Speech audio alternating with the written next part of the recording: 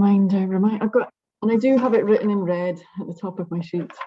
Press record. So this is the animation launch, Grow Free animation launch. We're calling, or I have a tendency to keep changing the names of things, but at the moment we're calling this Animation Connection is Everything. And I'm going to tell you a wee bit about that in just a second. I think Mark Baum I'll maybe get you to add in again instructions for watching. So the YouTube premiere of this animation is set to go live at 2:20 p.m. exactly. So I have to be like on it with timing this afternoon, which anyone who knows me, and there's a few of you that do here, my sister. Yep, sticking to time is a thing. I've not been able to read through everyone's chats, but we've got lots of curiosity and creativity. I hope other people have had the chance to have a wee read through from where people are joining. Everyone's just getting the chance to put in a few words about where they're joining from today, in whatever context that means. Yeah, so I'm going to ask Mark Bow again if she could just pop in the instructions. So the animation will go live on YouTube at 2:20 p.m. If we could put the link to that in the chat now, that would be helpful. The choices you have are, you could watch directly via the YouTube link, in which case I think the best option is to disconnect from your audio, your Zoom audio, while you watch it, because I will also screen it, share my screen, and then you would have two different sound going on, which would be really annoying to listen to and would probably affect the chat. So I'll also probably get you to turn your videos off at that point as well. And once we have the Q&A session later, I'll get you to turn videos off. Oops, someone's been in the waiting room for a wee bit there, I think.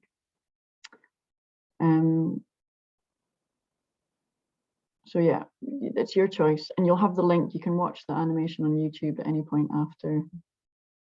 So is that clear? You've either got the choice just to stay with me in the Zoom meeting, I'll share my screen and you can watch the animation, or you can follow the YouTube link and watch it directly on your own screen, in which case,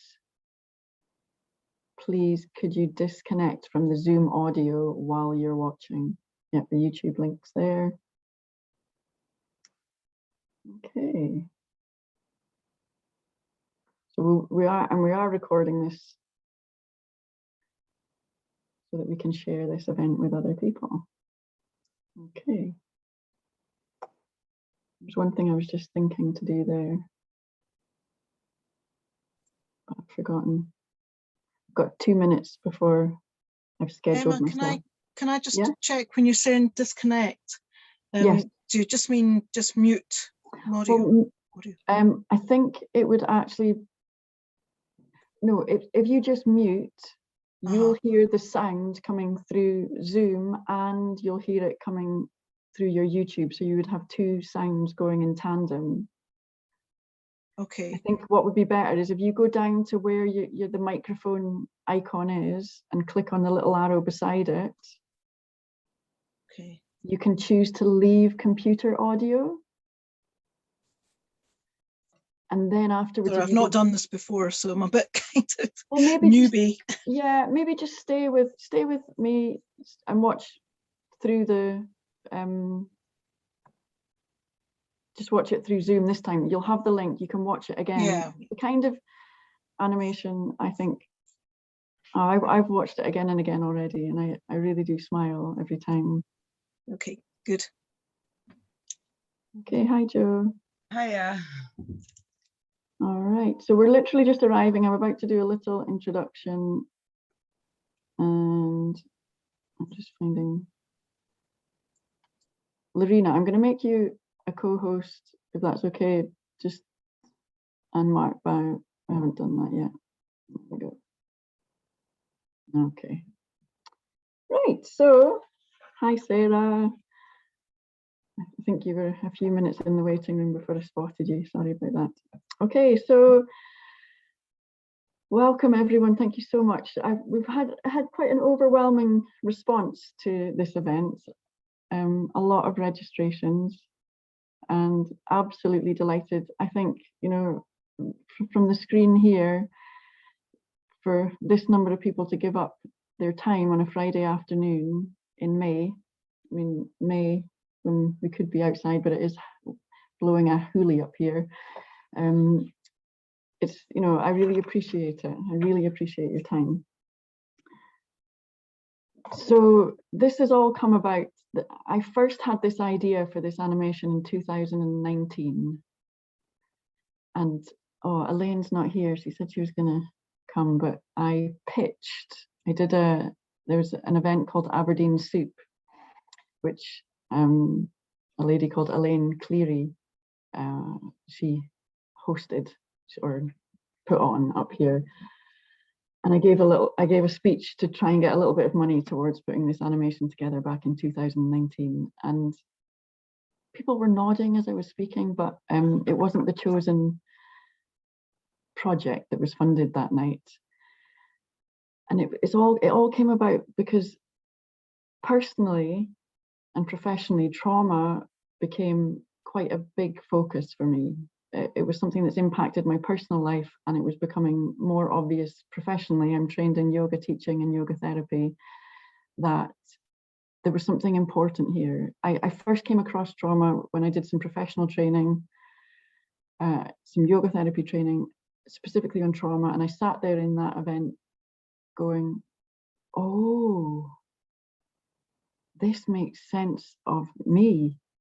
This makes sense of what I've been experiencing. Ah, okay. And it was really super emotional. And what I found personally is that getting the understanding of trauma and the biology underneath it has been a massive key to making shifts and change and healing.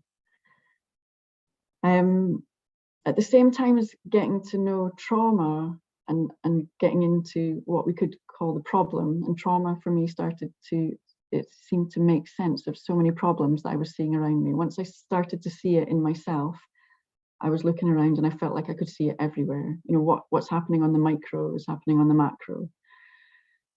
It seemed to make sense of, you know, personal issues and problems, political ones, environmental ones. And at the same time, I started getting into permaculture and getting more of an observation of nature.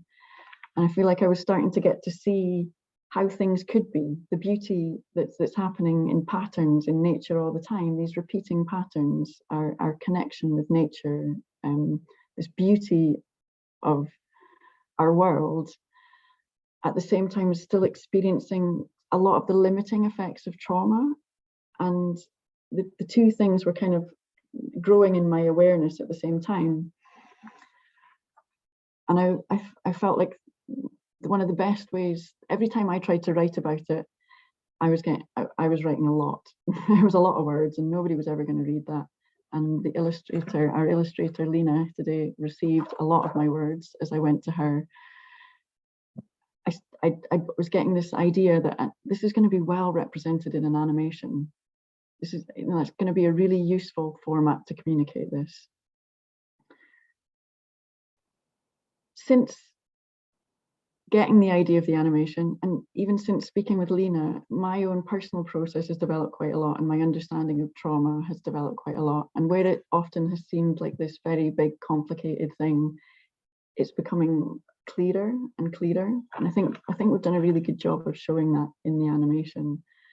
That while there's a big complexity in our world and in nature, there's actually some quite simple repeating principles and patterns that go on, and trauma disconnects us from that.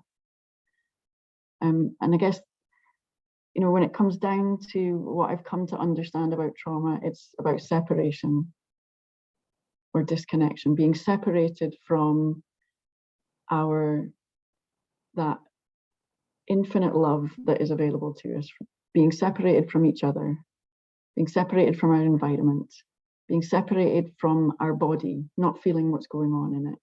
You know, again and again, trauma seems to be about separation. And then healing from trauma. And well, I think trauma shows us these paradoxes. You know, often when you're traumatized, you lose your voice. We get shut down, we get frozen and stuck and so quiet. We want to be imperceptible. And yet the paradox is we can then over push ourselves. We have a lack of closeness in our lives, but then we step over boundaries. And I've witnessed all of this in myself. And then if you look out politically in the world, right? Again, you can see that all over the place with things that we can see going on just now. Trauma is about paradox. The most beautiful paradox, I'm really watching the time, it's 2:15 and I can't go over. The most beautiful paradox that I've come across, again, comes from permaculture. And it is that the problem is the solution. So in trauma, we can think of it as a problem, but equally it is a solution. And trauma brings these paradoxes together when we understand it as a lack of connection and we understand the solution as connection. And what I'm finding is the solution that I've found personally and professionally is in Grow Free. It's been setting up a community where we have courses that help educate us. We have peer support that helps support us. It's all about connecting. It's joining up the dots. And it is way simpler than I ever thought it was. Really, the problem is the solution. The solution is connection and taking little steps. So I think I've managed to say most of the things. The one thing I think Madeleine is there. She's having to go off. I want to point out a wee hello to Madeleine here at this point before we watch the animation, because she's going to have to disappear. In my sort of personal process at the moment, part of where I'm healing is through voice work. My voice was definitely shut off a lot, whether that was speaking or singing. And Madeleine has been a singing teacher and therapist that I've been working with recently. And she's also done the soundtrack for this animation. She's hiding her videos off because she's got to get on a train with her cat and she didn't think she could manage a camera. I'm here. She is here, but she's here. So but the beautiful soundtrack you're going to hear is from Madeleine. I'm in the luggages right now, so with her luggage. But I'm with you. She's with us, and we're hoping to get her over in Scotland as well. Right, Mark was giving me a 2-minute warning. It is 2:18, and I'm going to share my screen.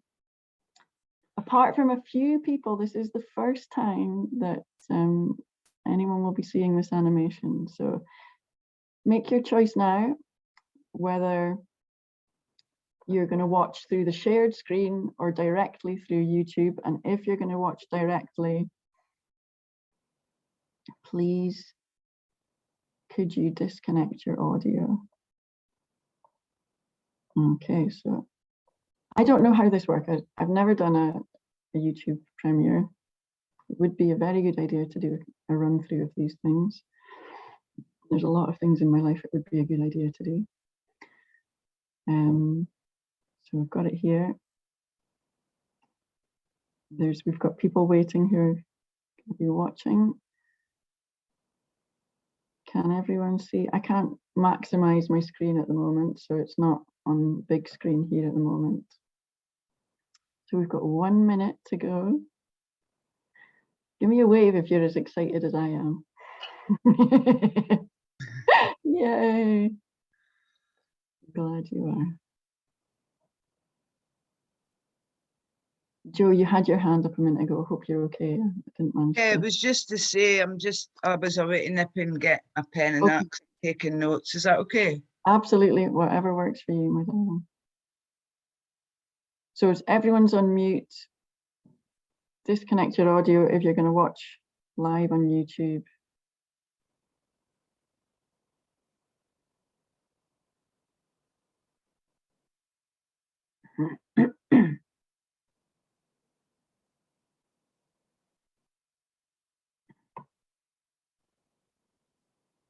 So it says,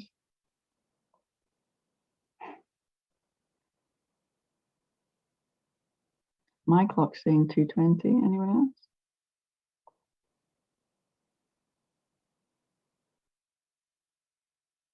Premiere will begin shortly, it says, so something's happening. Here we go. Ooh.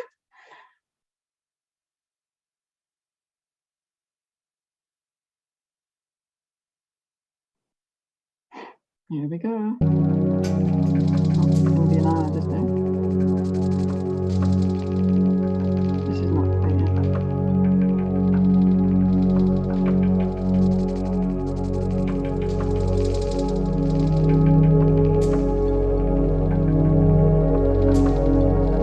I think this is the YouTube intro. 40 seconds.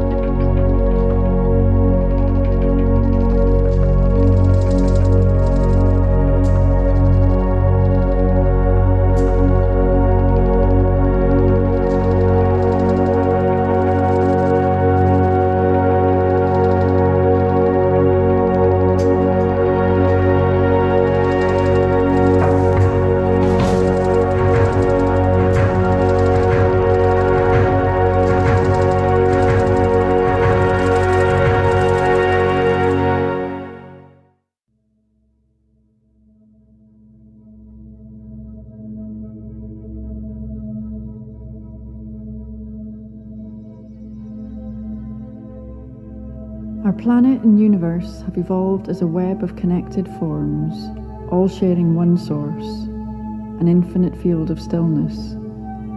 A stillness that gives rise to movement and energy that flow to form repeating patterns and an infinite stream of evolving life. Our human form is designed to feel safe in the belonging of this shared fabric. Life takes good care of our survival. It created a clever, compulsive chemical strategy, one of separation, a defensive shift into me and mine, a short-term measure meant to rise in an instant, discharge itself in defense, and slip us back into communal calm. But our lives began losing opportunities to discharge. Instead of getting spent, these hormonal spikes stored up, locking into our biology. We got hurt, stayed hurt, and started disconnecting from our bodies, the place of our pain. Unfinished, a threat response sticks, on repeat, in escalating loops of fight, flight, and freeze. Seeking, avoiding, fighting back, then defeated, our biology freezes to be unseen, unheard by a threat stark or subtle that doesn't pass. Ruptured from our state of connection, we emerge as victim or predator. Disconnected from everything, body, intuition, environment, each other, our shared source, we stiffen, reduce, and separate ourselves again and again. Deny and blame, control and categorize, manage, moralize, medicate, and sanitize. We get lost and we forget. But forgetting doesn't work forever, and being lost is okay when we admit it, as life never forgets, and it never stops trying to remind us. When we face and feel our freeze, the big terrors and tiny torments, we free ourselves to flow again, to show up, not as protective personalities or received roles, but as we truly are, alive, strong, vulnerable. We come together, we hear and hold each other. Feeling held and heard is miraculous. It restores our connection and trust not only in ourselves and each other, but in life. Those unfinished cycles completed, we remember our source, find our way home. There are many paths and practices that lead home. We can find our feet, take some big steps on our own, yet we can only truly feel held and find connection in community. Community that is emerging again and again everywhere. The Grow Free community brings together people with personal and professional experience of trauma in a safe space as we hold and integrate our experience, find and share our authenticity, our knowing, and our full expression, so that together we reform full-bodied habits that restore our connection with ourselves and each other, with life and our purpose.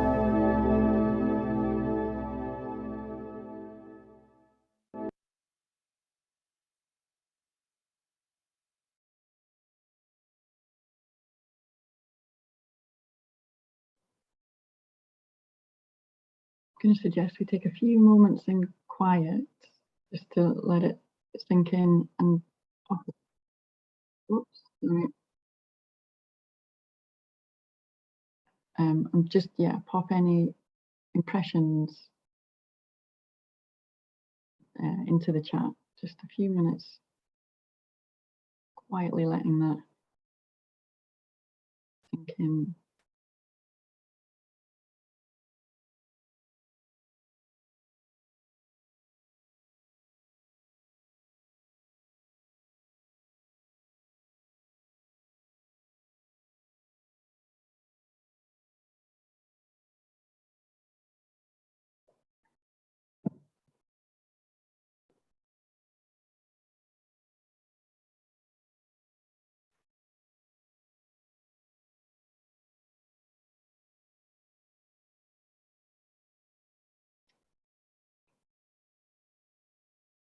There's still a lot we'd like to do to develop this animation. We've designed it in a way that honors our nervous system. It's not rushed. There's a lot of signals in there to our nervous system to relax.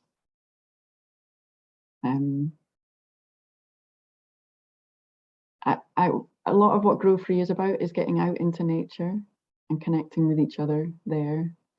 And yet, I really feel like the technology we have is going to be part of what helps humanity heal, because we can pass this message and this awareness through our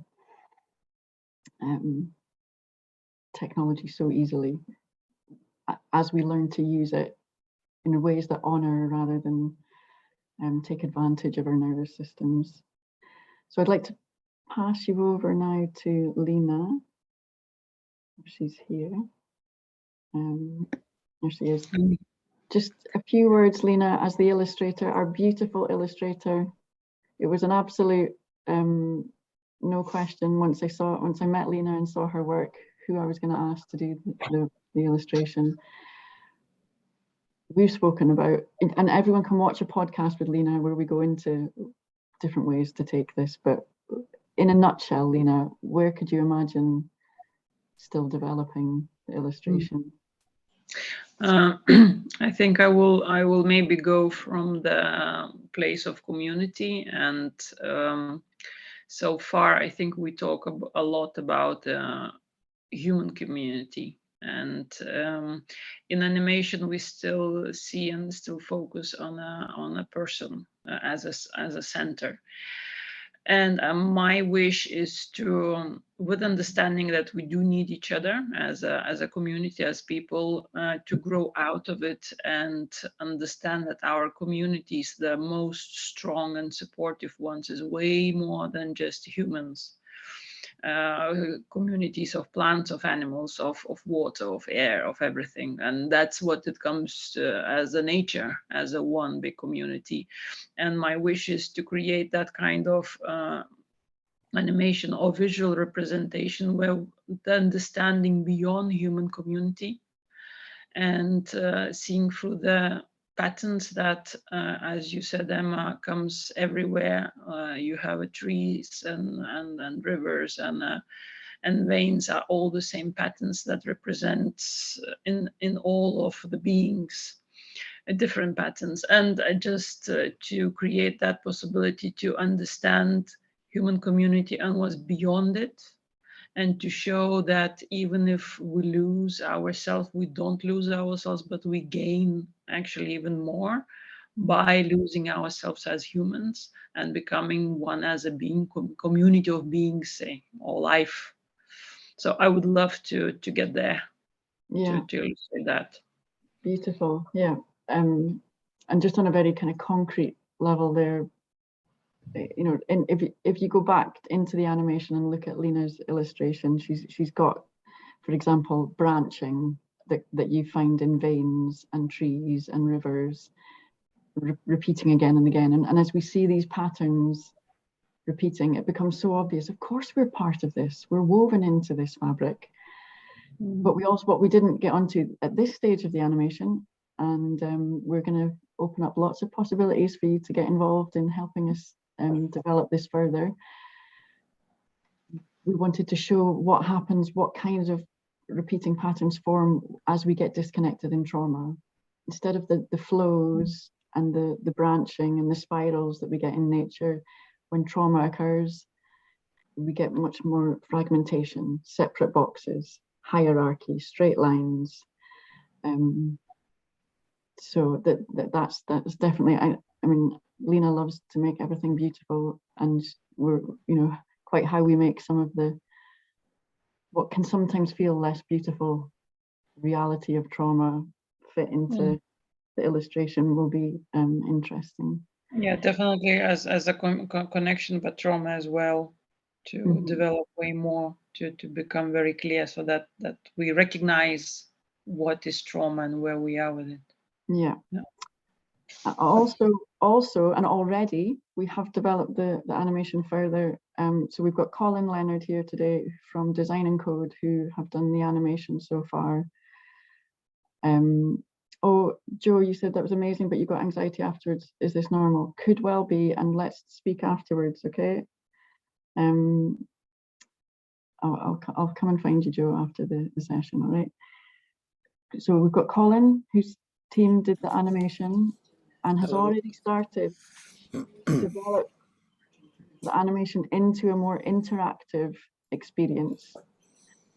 Colin, is there anything you can say about that just now? I don't know if you can show us or not. You know, I can try, and you can try. share a piece of that at the moment. But yeah, so far we've been obviously working with Lina and Emma to pull this sort of wonderful piece together, and we're obviously hoping to build on it and expand on it. One of the next parts of the project is we're going to be taking it into kind of more of an interactive experience through the browser. So we're going to sit alongside the standalone animation, but also give a bit more depth. And we're going to look to develop that in stages over the coming months and years possibly as well. So if you bear with me, I'll try and get it up on screen.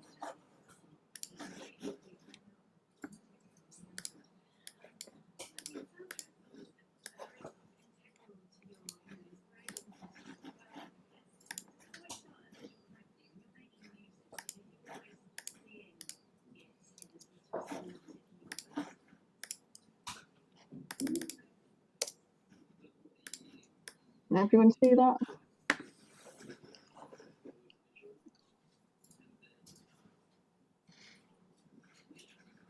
So we've taken individual pieces of illustrations. This is just a demo at the moment to give an idea of how we're going to move through the piece.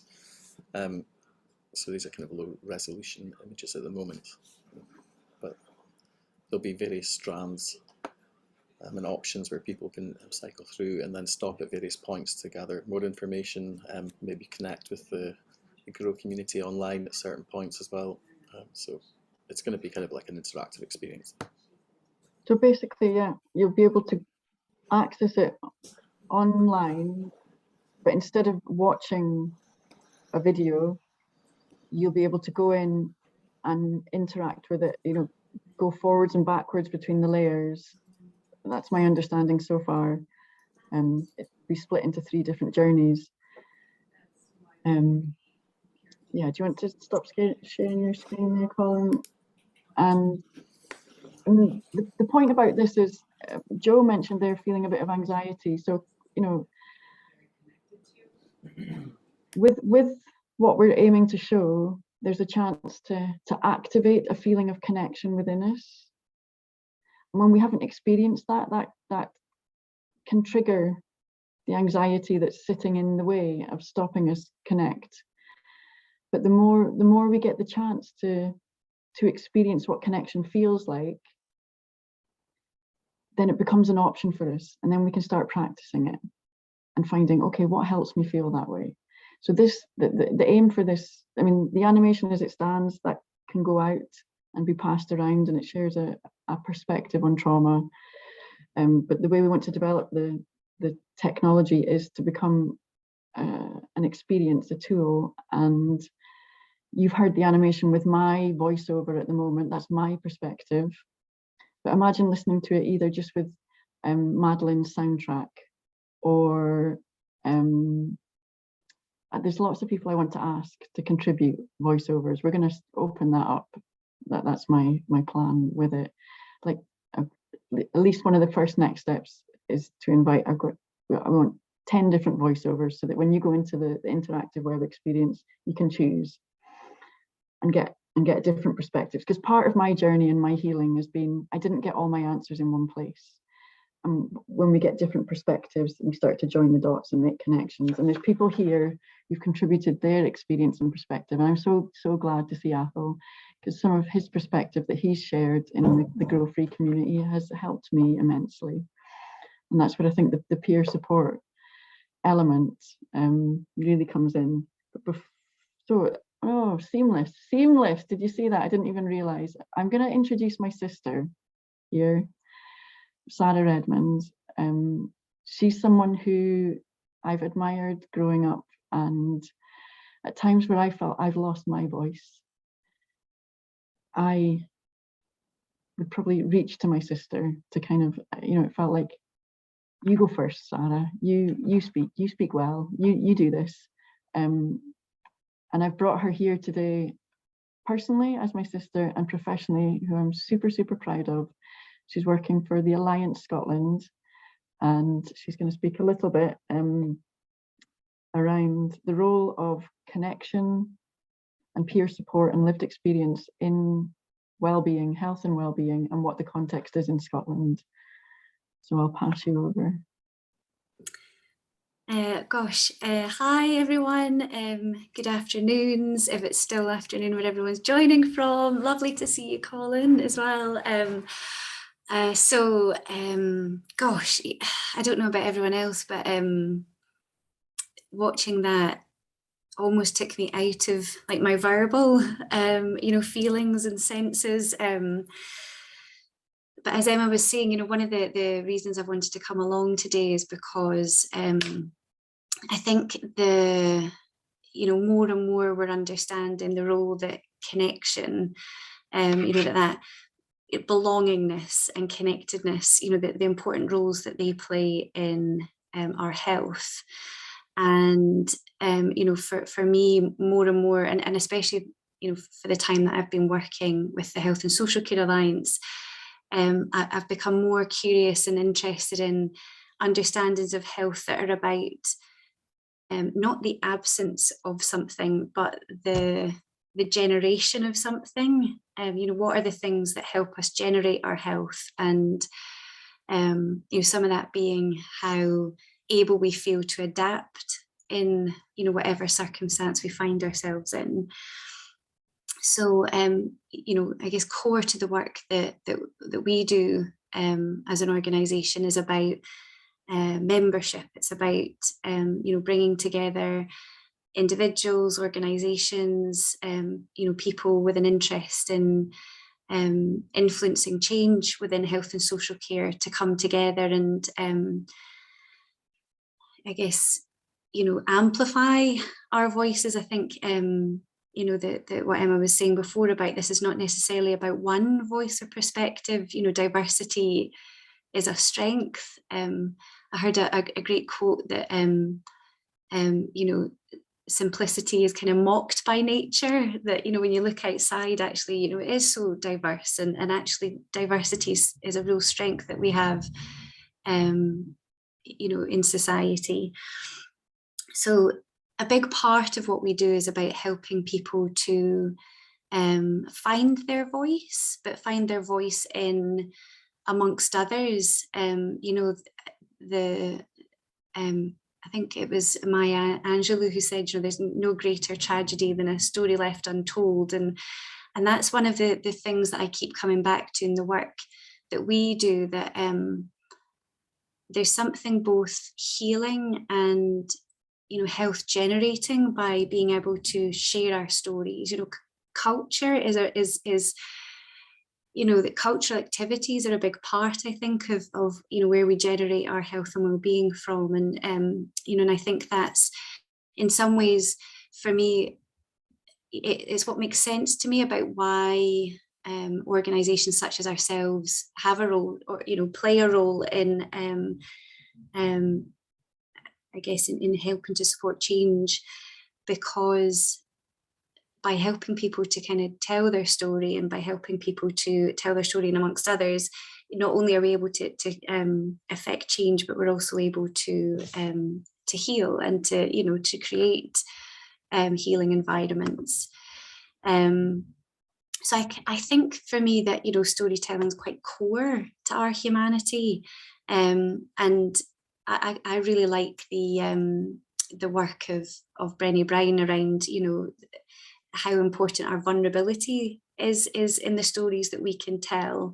That it helps us to connect to others, but it also helps us. It's in the vulnerable spaces that we're able to learn and to be creative and to grow. And so I think, for me, that's quite a core part of why I see there being such a kind of thriving of the importance of people's stories, of their lived experience in, I guess, policy making, in practice, in Scottish society, and possibly others. I'd be really interested to know if you're seeing the emergence of that elsewhere as well. I guess some things seem to make sense intuitively and in a felt way, and then you start to see more and more of it in the direction that's coming maybe more centrally in policy making. And I think that's what I see. I think many of us, I'd seen Emma's here from the Scottish Recovery Network, and gosh, there's so much of this work in the recovery communities about people being able to tell and own their own stories, and not having others tell their stories for them or about them. So I guess, what am I saying? I think I see a kind of pattern. I like that word that Lina was kind of describing. I see a pattern between what's the direction that seems to be kind of happening, maybe nationally, centrally, by people we might see as having authority to make decisions. I see there being an alignment between that and I guess just what we feel and what we know instinctively and intuitively in the way that we're coming together in communities. And definitely, I feel a sense of hope from that. I guess it's why it keeps kind of drawing me to do the work I'm doing, is because that it does seem to be there's such an alignment there, such a kind of synergy. So I'm going to pause because I feel like I'm possibly almost talking to hear it myself. I'm aware there's lots of us here, and I don't want to keep waffling, but thank you. It's lovely to be able to kind of come and speak on after watching that beautiful animation. Emma, well done. Yeah, I'm to hear you say that you feel the strategic landscape in Scotland for health and well-being is moving towards what you feel intuitively. I think that's amazing and a massive step, and that must show a certain level of healing and connection amongst us. Because if we're speaking about the kind of patterns that develop through trauma, disconnection, hierarchy, strategy and policy that is disconnected from our intuitive bodies, we've seen that for generations, right? So if you're saying, as somebody who's looking across what's going on, how things are developing, that you're seeing a shift, then yeehaw. I think I kind of feel it anyway, and I feel like we're part of it. And you know what? It's at a point now where whatever the establishment are doing isn't going to dictate to me how I'm addressing my well-being or my community. And as I'm saying this, I'm thinking of our next speaker, who I'm also absolutely delighted to have along with us today. This is Jon Cree, who is with the Forest School Association, a founding leading member within Nature Connection Forest School. And I'm sure, Jon, like we've had a few conversations now where you've mentioned, you know, the amount of time you've worked in this field of trying to get more people out in nature. I know you've done a lot of work with teenagers and kids, and a feeling of, oh, things are just not changing. I'm sure you would feel hopeful as well if it's the case that strategically someone might be listening to this. But what I'd really like to hear from you is around, you've been working in Nature Connection Forest School, you've got more and more explicitly aware and interested of trauma. Where do you see the relationship between trauma, connection, our relationship with the natural world? What's going on? Where would you take this conversation? Gold. It's funny, we've got a very short time. It's a long conversation. Just to pick up first, before we dive into that, on what Sarah's just said, things are shifting. I've started working with the British Psychological Association, the UK, with Alan Kellis, who's their green lead, and just seeing what's happening with green prescribing and all of that. There is a shift, I think, happening structurally. I get the impression it's going to take time to catch up, particularly in England. We had a paediatrician with us this week who works in Tower Hamlets, and she just says, people are aware, but the structures that we have to work in have to really shift big time. So I think there is probably a will there, but it's just, how does this change structurally to fit in with everything that's going on? And all my work in the last couple of years, because of the pandemic, which has really highlighted within the education system, because that's where I also work, has been around trauma and anxiety, and us realizing actually the natural world is we are part and parcel of it, and is a great ally for this. So I am hopeful, yeah. So just to answer your question, I just thought I'd start off with a little Rumi quote that I woke up this morning thinking about the animation and thinking about beauty, and I thought, let's just start with Rumi. So here's a Jalal al-Din Rumi, quite a famous little quote from him. Today, like any other day, we wake up empty and frightened. Don't open the door to the study and begin reading. No. Take down a musical instrument. Let the beauty we love to be what we do. Let the beauty we love be what we do. There are hundreds of ways to kneel and kiss the ground. So I think if we are to transform pain into beauty, we need to immerse ourselves in beauty, and we are intrinsically tied into the beauty of the natural world. I was really encouraged quite a few years ago when the health service started taking on the word biophilia. We have this biophilic connection to the more than human. It's in our genes, it's in our genetics, and E.O. Wilson, who brought that out, really did sort of show through his studies and lots of other studies things that we are hardwired into the natural world. And it doesn't take much, I've found, from working with people who've been totally detached from it, just to reignite that fire and all those genes that tie us into the natural world. Even today in Guarantee, people working in big buildings, they'll be getting their solace and beauty from the green spaces in London. So it's just intrinsically in us. And it is our home. I work with a little community wood right in the heart of Worcester that does a lot of work with the Adult Mental Health Recovery College in Worcester. But also we're working with youngsters who've had deep trauma, who are getting referred to us. So I thought I'd just share one little story about Molly, which happened this week. So this is a youngster who's 9 years old and not been in school, suffered a brain injury as a result of immunisation when she was 3 or 4, then was in a car crash and the pedestrian in the car crash died. Really big trauma that never really got unlocked at the time.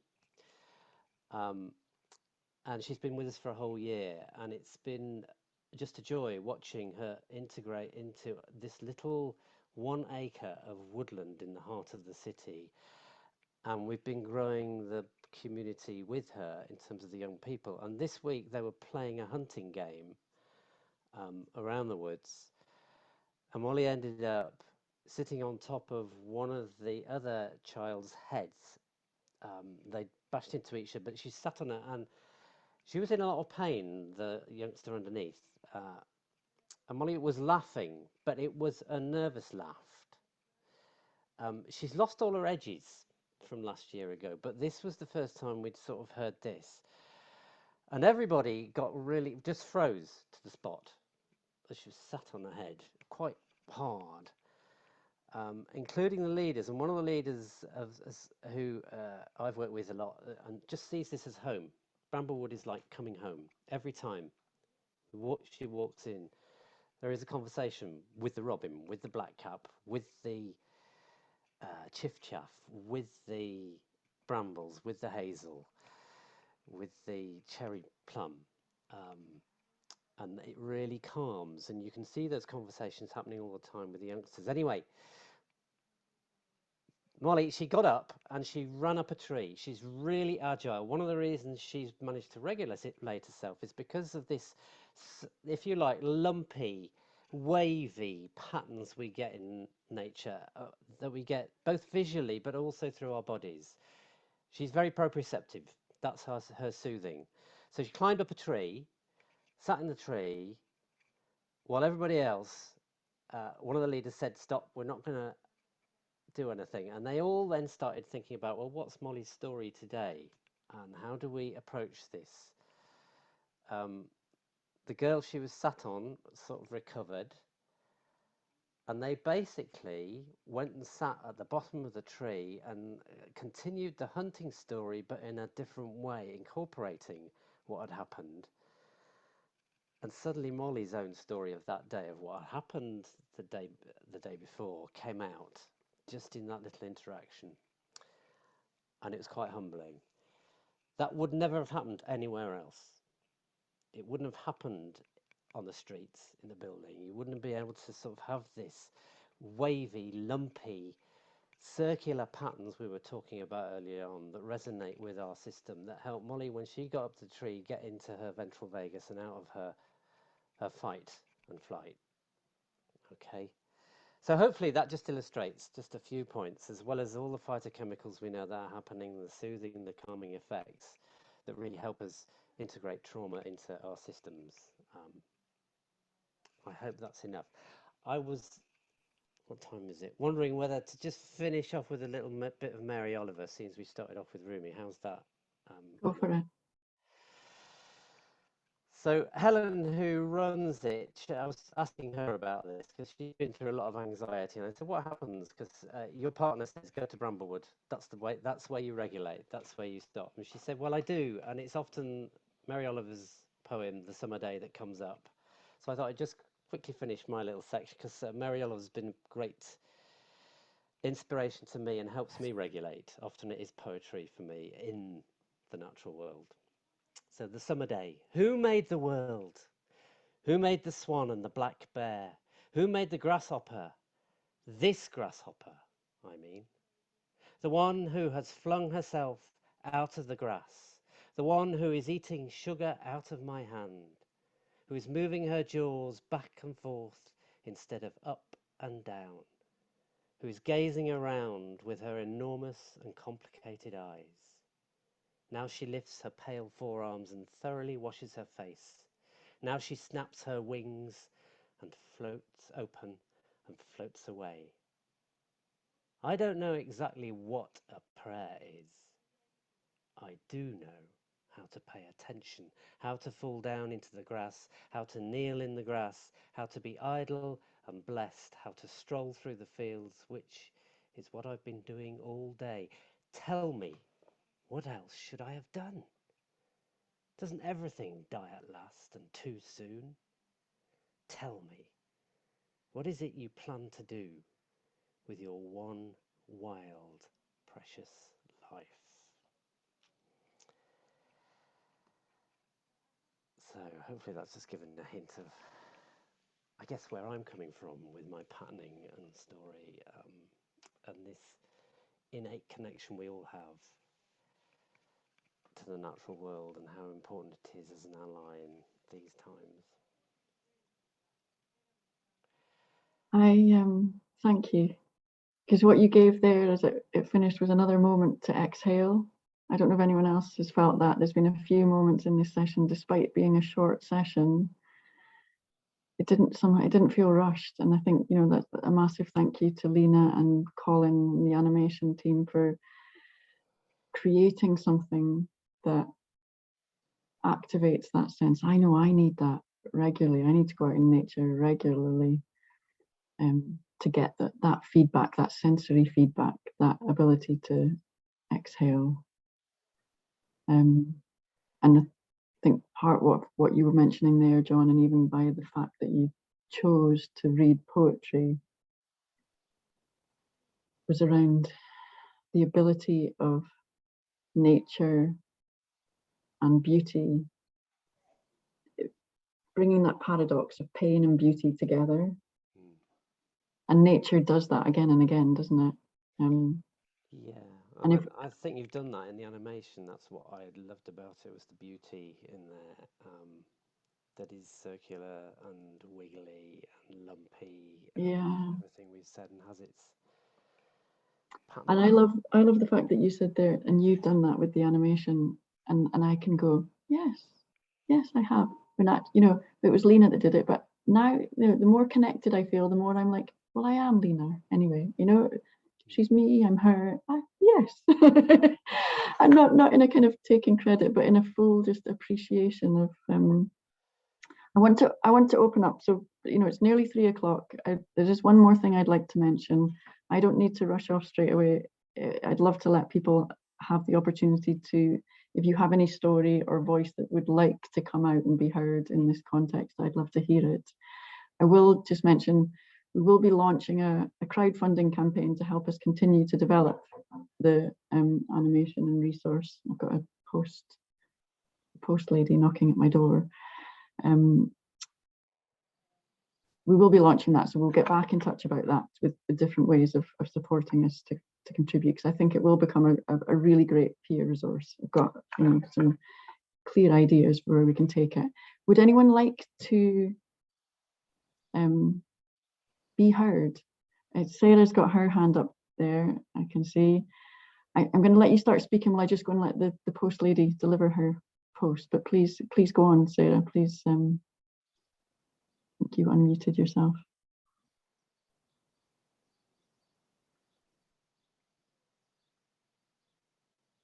Thank you.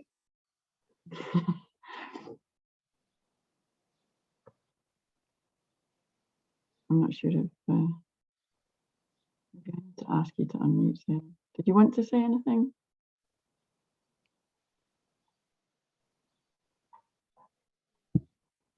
Here we go. Oh, okay. Sorry, I didn't realize. I thought you were talking to another Sarah. No, it's you. Emma, I think it's beautiful. I think it's really beautiful. Like other people have said, I'm looking forward to sharing this with people.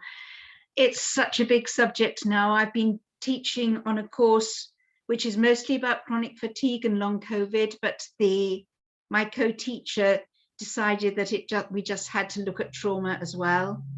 And so that was what it was about yesterday. We were doing that. So I'll definitely be sharing it with that community. Brilliant. Please do. And I think the thing about connection, and the little steps that you said, it's just yoga. Yoga actually comes from a root yuj, meaning to connect. you know. And it's like John was saying, we need to connect with the environment and the sky and the trees, and we need to connect with each other and other beings, and we need to connect with ourselves. So thank you very, very much. Thank you. Thank you. Oh, Alison. If anyone needs to head off, please feel free to go. Yeah, I just want to give you my thing. I don't find this helpful. I have to be honest. I have been, I had a lifetime of different traumas and overcoming, and being a healer and being a trained nurse, doing courses and everything else. I'm not one of these people who can sit. I mean, my heart's thumping. I understand Joe's anxiety, because it's anxiety producing for me to sit and look at a screen of squares. I know your intentions are really good, and I wish you all the best. But when you get chronic fatigue and you've got anxiety and depression, it can be an absolute effort to sit there and just listen to people talking and have no way of communicating. The whole thing's meant to be about communication. But to me, it's just certain people communicating and everyone else is muted, and that's not my thing. So, you know, and I am extremely involved with nature. I have been, which has set myself aside all my life, been very connected with nature. And Sarah, you work with people with chronic fatigue. Maybe with this COVID business, they'll take more notice. And help people with chronic fatigue, such as myself, who some days can't even get up and get washed, let alone taken mentally, emotionally, and intellectually, everything that's going on. I love poetry, I love Rumi, and you know, but I just, it's all just too much for me. Okay. Well, thank you. You're my dear friend, and I do really wish you all the best. I don't want to sound like a moaning Minnie, but if we're talking about being authentic, we have to be authentic to ourselves, and we have to be authentic to other people. Absolutely. And I've done yoga all my life. You know, you name it, I've done it. The courses, the fire walking, the retreats, I've done them all. But I still find myself now rapidly approaching old age. And sometimes I think I'm in a worse state than I ever was. And it's not for the want of trying, as anyone who knows me. Mm-hmm. I write poetry, I've done healing for years, I've got every conceivable contraption in the house for my own healing. But for some reason, I feel more alienated to the world now than I ever have. Mm-hmm. Because I can't shut my eyes and pretend that what's happening isn't happening. Spring reminds me that, you know, the Bible says seed time and harvest will never stop, you know. So springtime speaks to me of the resurgence of the spirit of nature, that is, and the cycle, this beautiful animation of the cycle of life. But at the moment, I've got a new grandchild, and the world that I'm seeing is not the kind of world that I grew up in.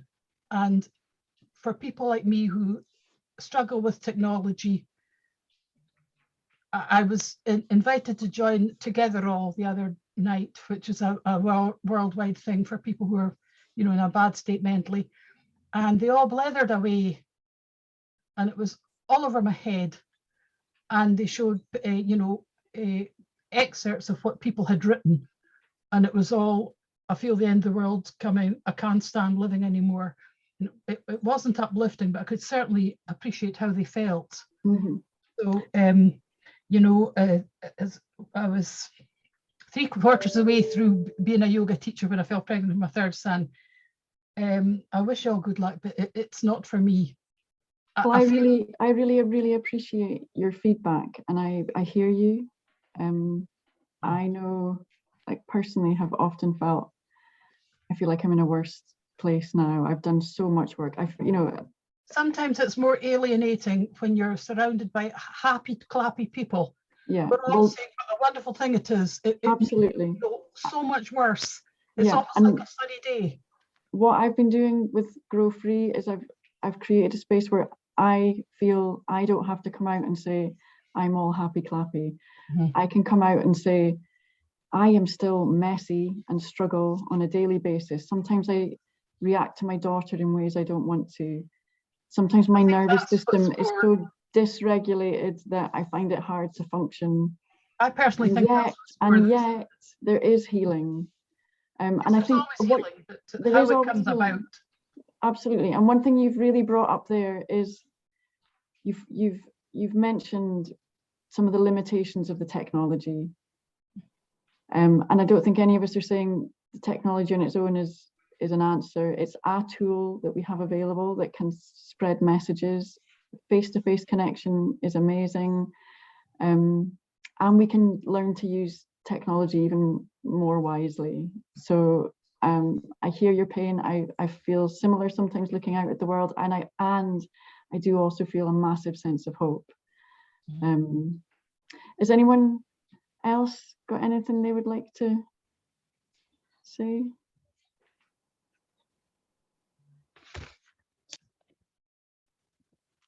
Joe, yeah.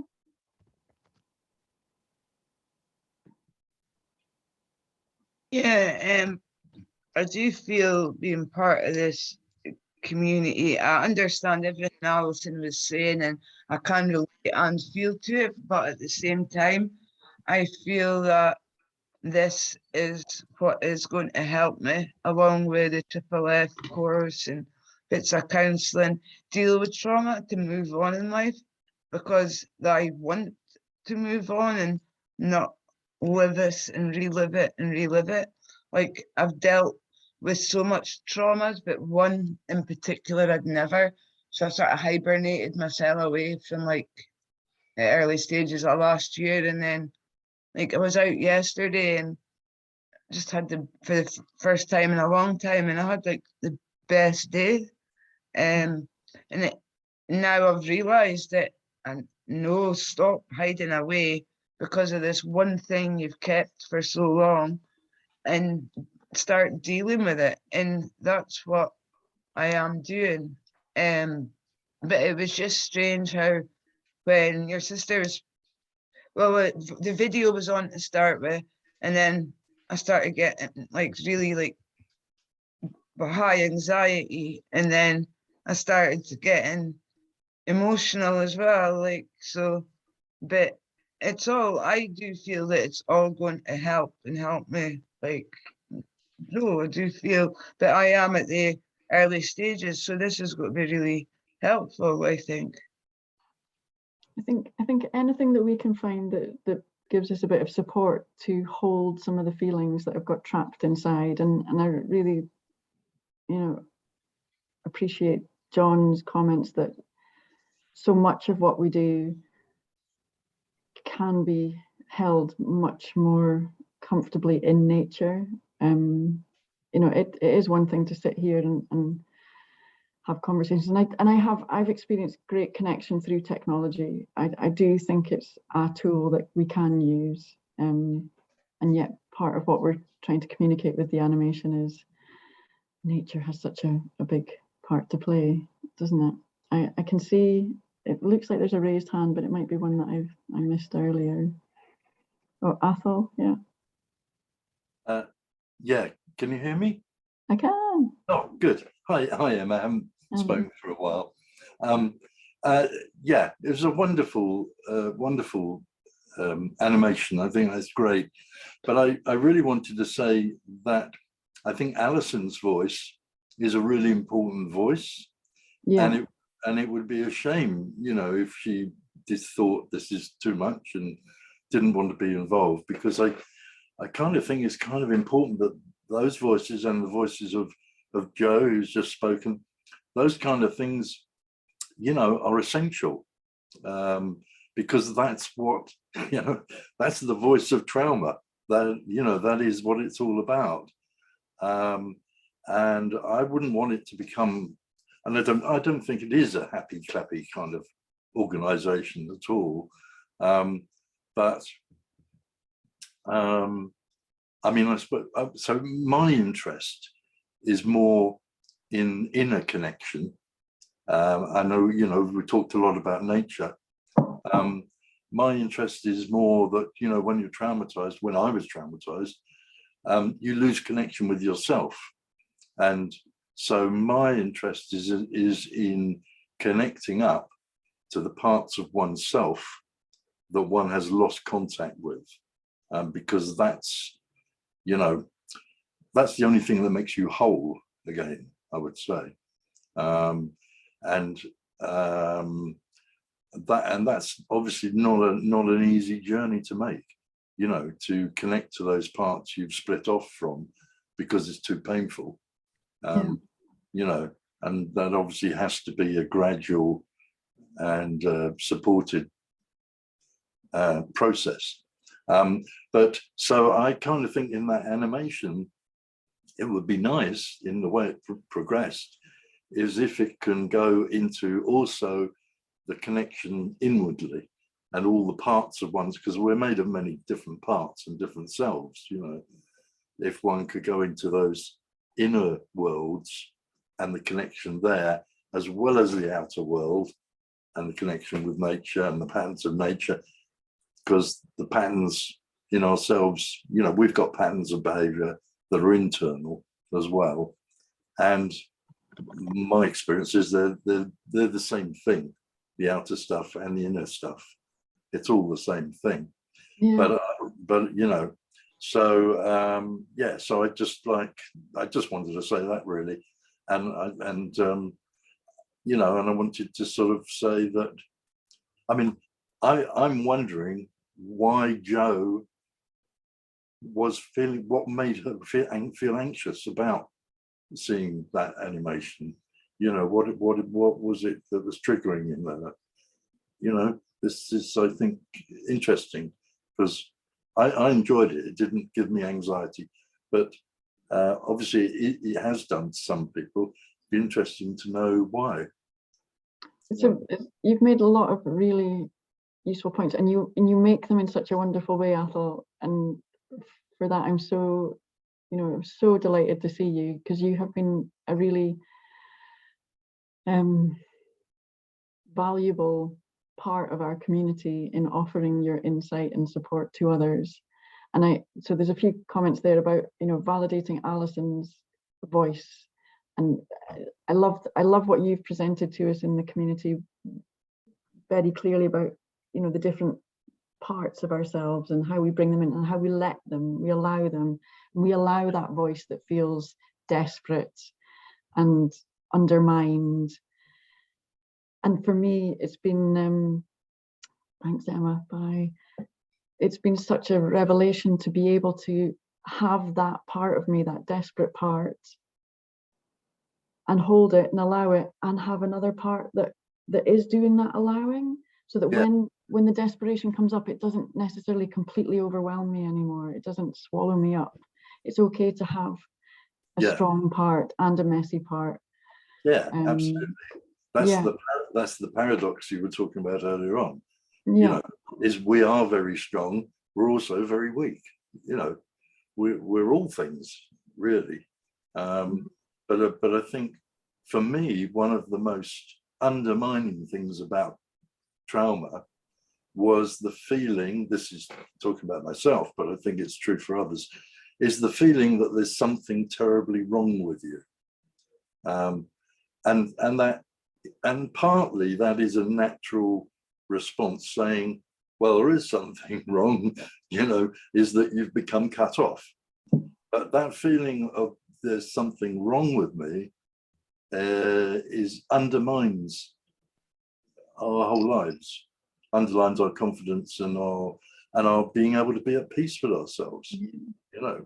And maybe it's not so much doing all these, you know, things, and I don't know, sweat lodges and, you know, crystal balls and what, you know, all kinds of stuff. I mean, I've done all those things, but what I found in the end gave me relief was giving up, was letting go, and allowing myself to be anxious, and allowing myself to feel fear, because we fight so hard, you know, not to feel it, because it's very uncomfortable. It's a very uncomfortable feeling. That is that paradox, isn't it, within trauma, where you've got that part that is so fearful, and then there's the other part that says, and I need to fix it. Yes. And it doesn't allow it. It's like the freeze part and then the fight part. Yeah. And allowing them to come together and integrate. And then picking up on your point around Joe and Joe feeling anxious. It can be so baffling, can't it, that almost anything can be a trigger when we're so highly, when we may have been so highly traumatized. Even a great big sign of love or a hug can be a trigger for us. Sure. Yeah. And depending on what our experience is, something that could be very benevolent and innocuous to most people could flick a memory, or so I don't I don't know. I think it might take longer to necessarily get in about what that might be. Sure. Yeah. And it may not have been the animation. It may be part of just sitting on this technology. I don't know. Joe, did you want to respond? Yeah. Or having all these people, sort of thing. Being seen, the potential of being seen. Yeah, it was just to say it wasn't actually the video itself, and I don't even know why. I don't know if this is, like, as I say, I've dealt with so many traumas, but there was just one thing that was just so pushed down for so long. And now that I'm finally dealing with it, and I think this is like the first time I've been on like something like this. I don't know if that contributed or what, but I just started getting but I can't answer why. I don't know. Yeah. I can see, I think Alison's saying she's sending light and love to you, Joe, I think, and Alison saying, oh, you're heading off, Alison. I really, really appreciate you being here, appreciate your voice. I was going to put the link to the community into the chat for anyone who's interested. Done that. There's lots of different opportunities to connect. Did anyone else? Can I just say one thing, and then I'll let somebody else talk? But I'd just like to say thank you to Joe, because I think what you're doing, although you might be feeling anxious, what you're actually doing is being very brave. Thank you. So I think you should forgive yourself as much as possible. Be kind to yourself. It's not your fault you're feeling anxious. Things have happened, and that's caused you to be that way. But you're okay. And you've been very brave doing what you've done today and spoken today. So yeah, okay. That's one thing that I absolutely love about a peer approach there. Athol being able to reflect that back to Joe. It's just amazing. Thank you. I'm going to drop out now so somebody else can speak. Yeah. Good. I've put a link into the online community where you can find out more. Are there any other voices would like to be heard before we wrap up?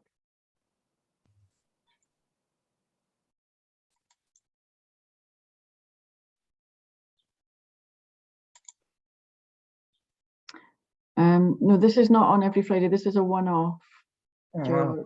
This is just the launch of the animation. We have a weekly online support session on a Wednesday evening, and we're working towards some of our members becoming kind of more peer facilitators, so that we can start up more face-to-face peer support as well. So it's a slowly growing community.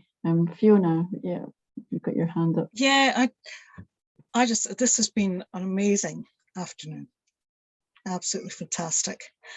And I just wanted to share with people the sort of new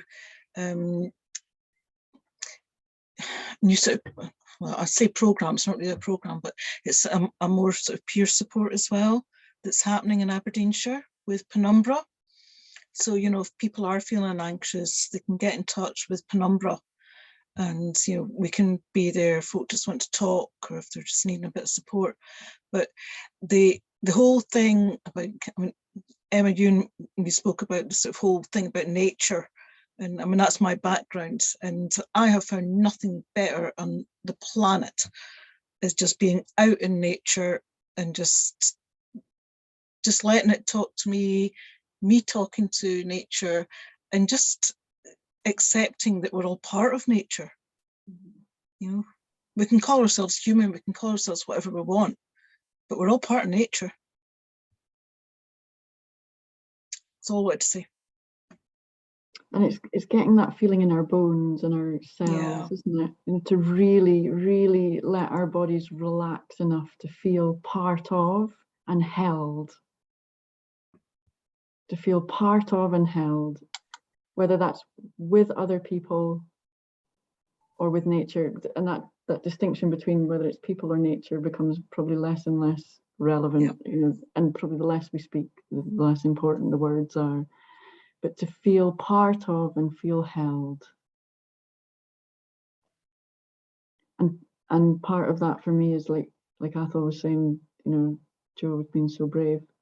As the more we consciously express things within us that don't allow us to feel connected and held amongst other people or amongst nature, the more we let them out, the less they're there stopping us do that.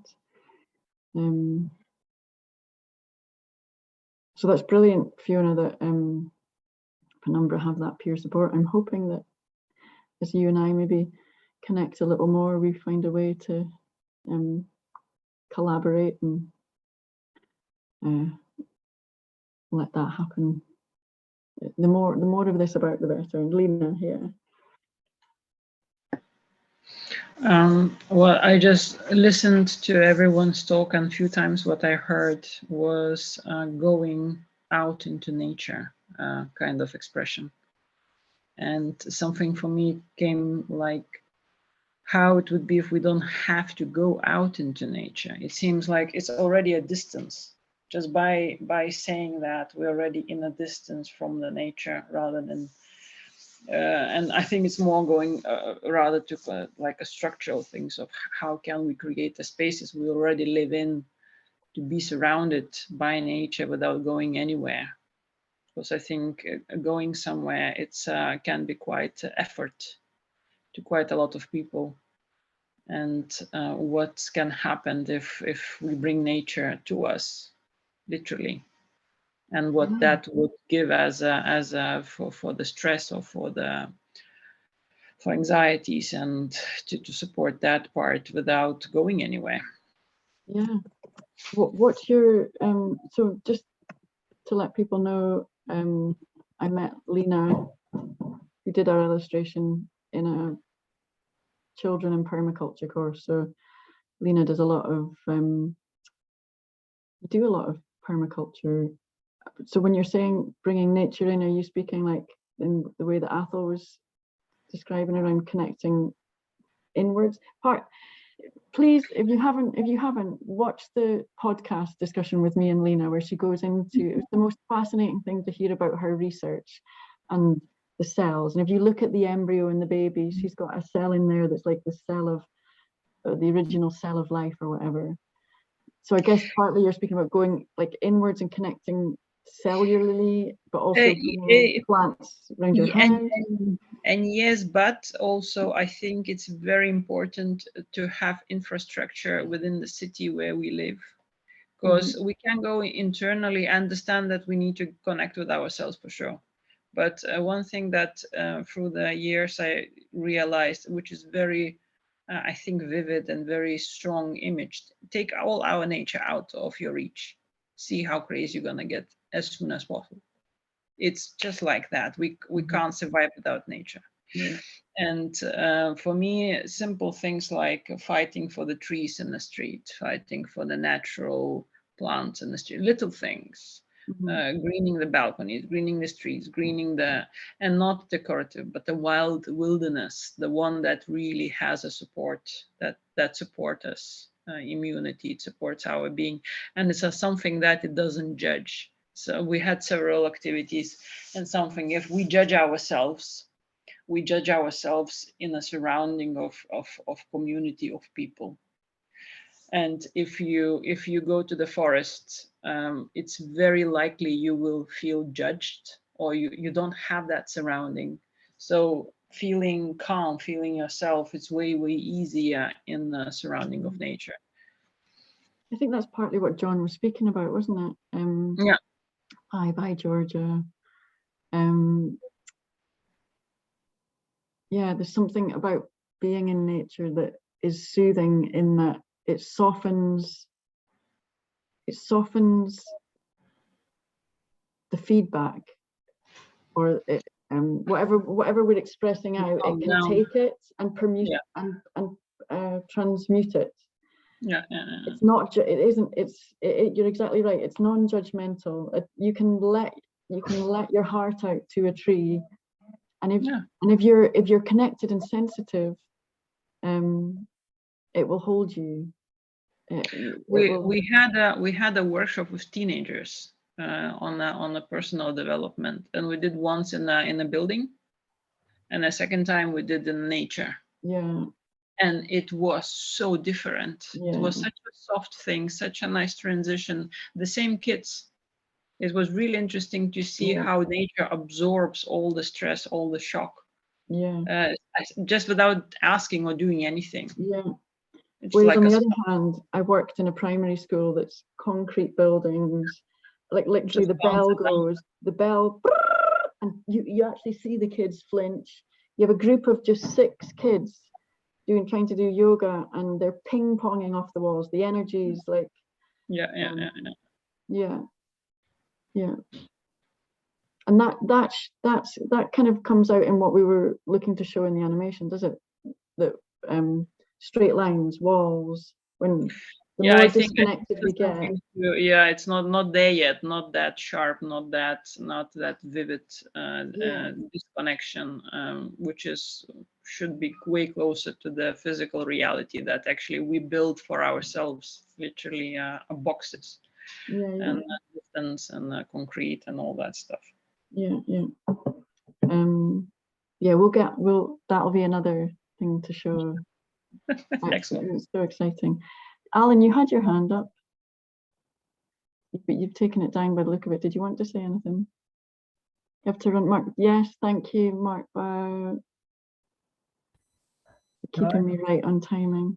I'm sorry, but I didn't have my hand up. You didn't have your hand up. No, there was a virtual hand came up on your screen at one point, but it disappeared.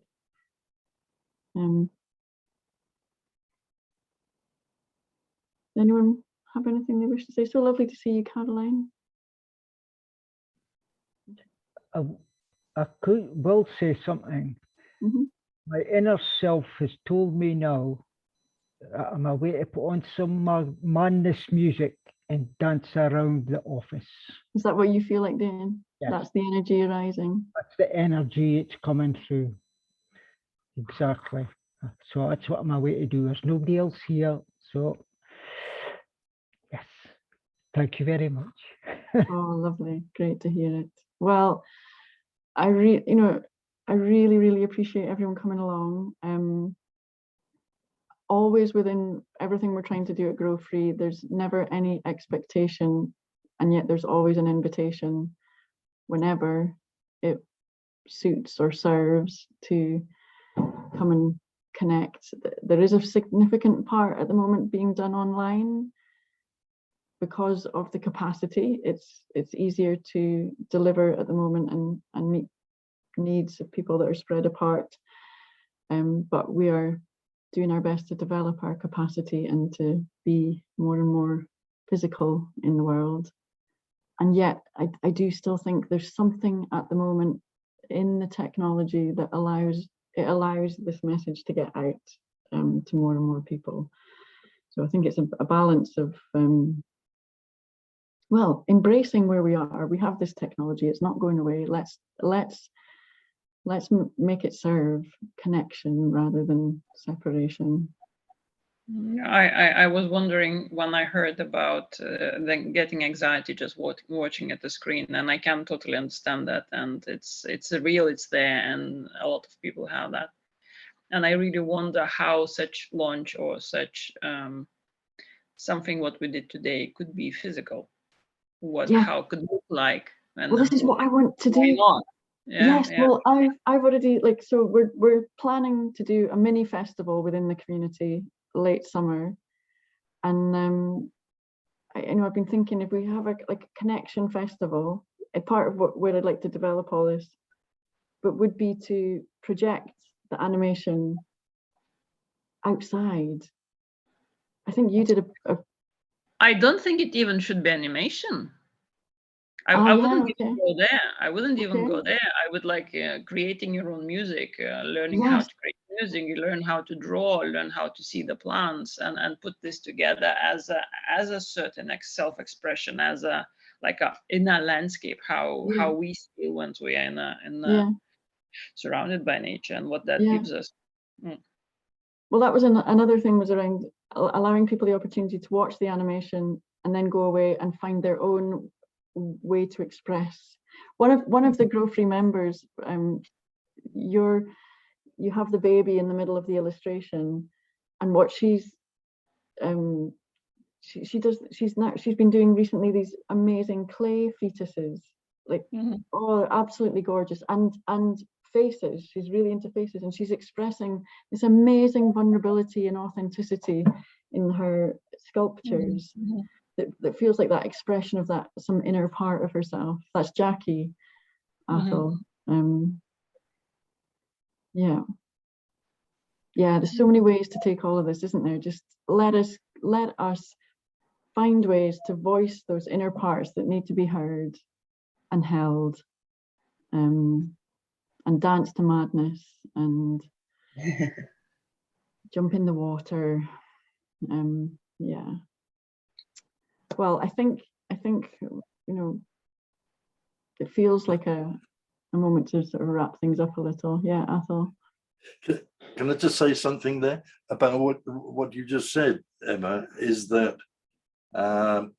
in the Greek myths, there's I've got his name. I think it's Perseus or something. Goes to fight the Medusa, and I don't know. You've probably seen it in the movies. And the Medusa turns everybody to stone, so they're frozen in fear, literally into stone.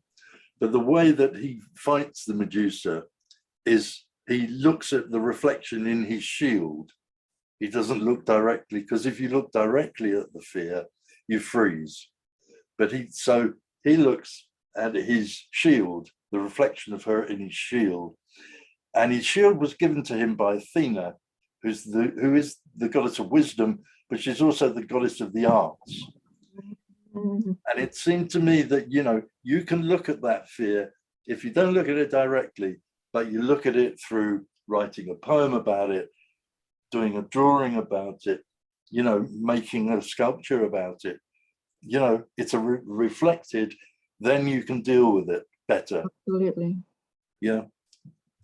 Absolutely. I think I've done so much trying to understand it intellectually and I didn't have the creative channels to hold the feelings, and I would keep getting stuck in it. But you're right, when you do something, when you write a poem or anything, just a bit of, we're all creative. Even if you just wrote stuff about it, because what you're doing is you're putting it outside of yourself, and then it's over there somewhere. You're giving it a witness. You're giving it a voice.